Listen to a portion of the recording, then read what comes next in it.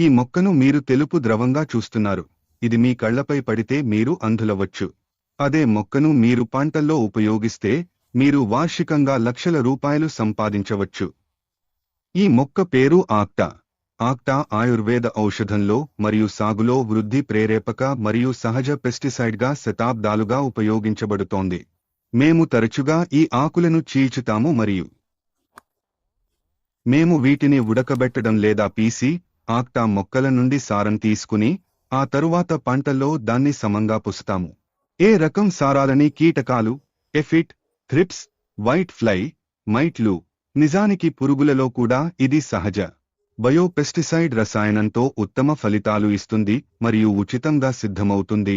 అదే సమయంలో ఈ బయోపెస్టిసైడ్ని పూసిన తర్వాత పనితీరు మెరుగవుతుంది.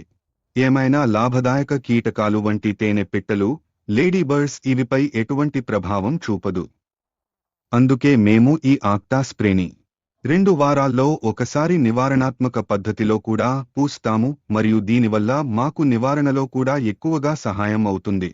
ఇలాంటి మరియు మరెన్నో ఆర్గానిక్ వ్యవసాయం మరియు సహజ వ్యవసాయం సంబంధిత అమూల్యమైన సమాచారం కోసం నేను ఒక అద్భుతమైన 20 గంటల ఆన్లైన్ కోర్సును అందిస్తున్నాను.